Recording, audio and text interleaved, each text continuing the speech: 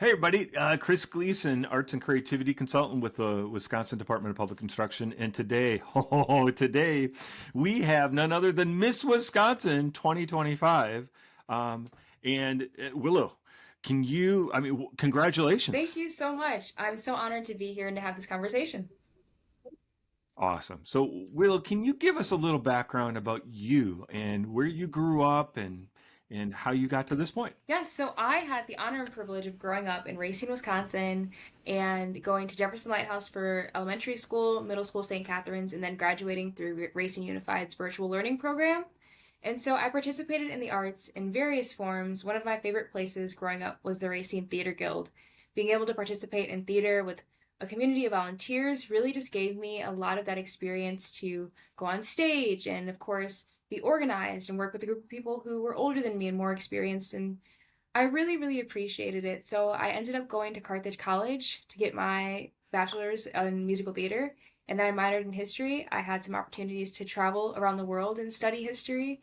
And I'm combining all of that love with my community service initiative, Expression Without Exclusion, which focuses on transforming lives through the arts and bringing arts access to people who don't otherwise get to go out and see a show and vibe with arts like some of us can. So I just want to bring that to people.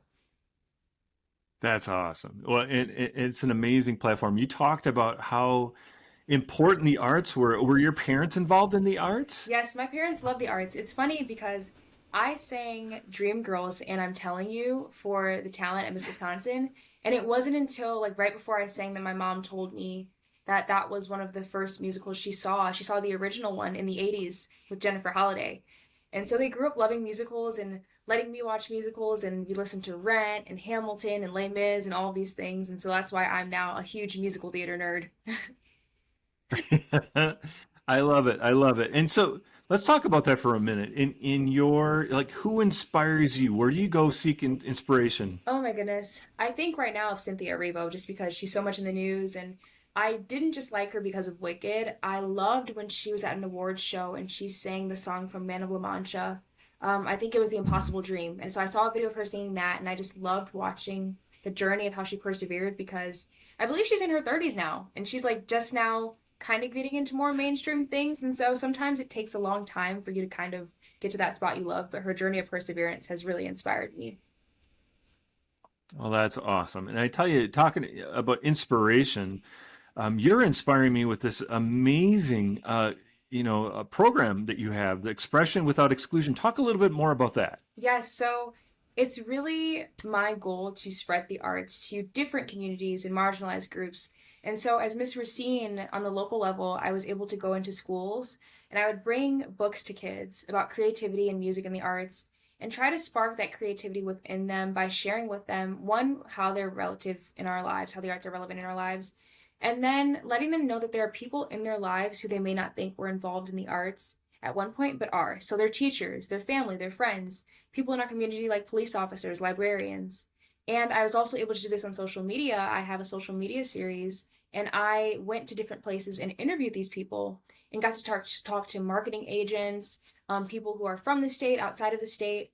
And a lot of people were enlightened through this process. And then, of course, working with the Wisconsin Arts Board just gave me so much more knowledge, so many more connections of people within the Racine community and beyond who know about the arts and are watching the rise and fall in popularity of different things, and then also know about the funding aspects of different programs within our communities.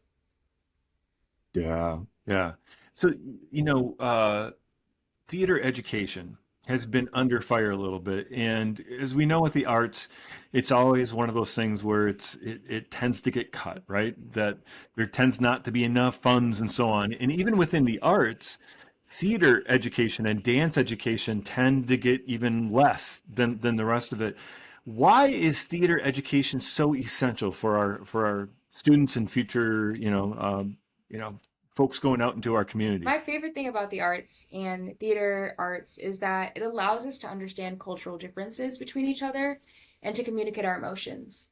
And so sometimes when you are in a space and you don't always have that diversity, you're able to grow empathy by learning about someone else through whether that be a show or a movie, even, or just like a one act play. I think it's so interesting that we can share and express art in ways on stage that we're not able to always in real life. There have been times where I've been able to sing a song and haven't been able to express those emotions of anger or sadness or even extreme joy in a conversation. And so we're not able to only understand and learn cultural differences and just emotions, but then also it's so important within our economy too. The people who I've spoken to about the arts, they all talked about how when they were in high school, they were in that one play and it really inspired them to have more confidence or it allowed them to have more friends. And so you think about these people who are going into different jobs like police officer jobs or public service jobs, they got their inspiration and their confidence from the arts. So it's boosting our economy in that way in which these people are having the confidence and self expression and time to kind of decompress in different ways so that they're able to do their jobs and serve our communities. Boy, you laid out some great reasons for that. And having you attended Carthage, I just right? graduated. Just graduated, and so the your classmates, your colleagues coming out of that institution and so on. What are some of the things that you see these future professionals doing? What are the things that they're going to go out and maybe achieve? I'm so inspired by so many of my classmates. Even the ones who haven't graduated yet are working at local theaters, of course, directing, choreography, teaching, teaching and molding young minds. And I had the opportunities to do that too at a local middle school. But then there's also so many unconventional things that people do with musical theater degrees. So I have a really close friend, and she's actually working with the developmentally disabled, and she's able to connect with them and kind of, she's not doing theater acting as we would think on stage, but she's entertaining them on that one-on-one level and being able to have those conversations and make things fun during the day. And so you can really use musical theater or music to inspire people in any aspect of life and career. Well, let's push on that a little bit. What would you say to people who would say, theater, we don't, there's no work in theater, there's no money, there's no future for you in theater. What would you say to Oh, it's them? so not true. I think that's the hardest part of being an artist and being an artsy person and studying musical theater. Even I heard that going into school. I just like to point it back to my journey. People often would say, music theater, what are you going to do with that? Are you going to teach? If not, you're not going to make any money. And I would say the skills that I've learned specifically from theater, I've learned how to multitask. I've learned to be more confident. And I've learned to be organized because when I was in school, I had 18 credits every semester. I was studying acting, singing, and dancing. And so I was really working on these different facets of like my life and my personality and just training myself in different ways, as well as when you're in the arts, you are challenged to take care of yourself in different ways because you're always on stage, you're always in front of people. I think that, there may not always be a job open for someone in those specific things we think. You might not always get that role on Broadway or in Chicago, but you're going to get a job somewhere because you work so hard to make yourself a well-rounded person and you're able to kind of dive into anything and you have that confidence to take on anything at any time. I think it's something so special about the arts and I love it. That's awesome. Well, I tell you, you are certainly articulate, and wise. So wise. I mean, just wonderful ideas here. So let's ask you this then. Theater education, when does that actually begin? From birth, I think. I am so lucky to have grown up in like a musical friendly household. So my parents didn't study music in school. My dad studied journalism, my mom studied marketing, but they loved musicals and they loved theater. And so I think from a young age, my mom would sing a lot to me. Like she had songs for when she woke me up in the morning and going to the store and just little things like that. I think when we expose our kids and really like babies to music and just fun and expression in these fun artsy ways, that's when it really all starts. But then, when you get to the level of like kindergarten, first grade, I think it's so important that we incorporate the arts and music into the classrooms. I've been in classrooms and a lot of teachers, to get the students' attention, they'll sing a song. And it really gets the kids engaged and it makes them pay attention. And so there's these little things, we always think the arts have to be this huge thing. You have to be really talented, you have to be really skilled and really experienced. You don't.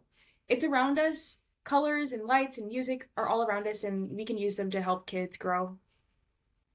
Yeah, and I love it. And part of being a great actor, a great stage performer is not only what you're doing, but perceiving and understanding and playing off what others are doing. I think about improvisation and other things. How much of that was part of your training, though, and your work that you did at Carthage and other Oh, so places? much. I took acting one, two, and three at Carthage, and then I also had the pleasure of just taking different workshops throughout my childhood. Being in theater in middle school, and then going to sometimes different places that would offer classes, whether they be online or in Chicago or Milwaukee, has really trained me to think on the spot and kind of follow my gut and my intuition.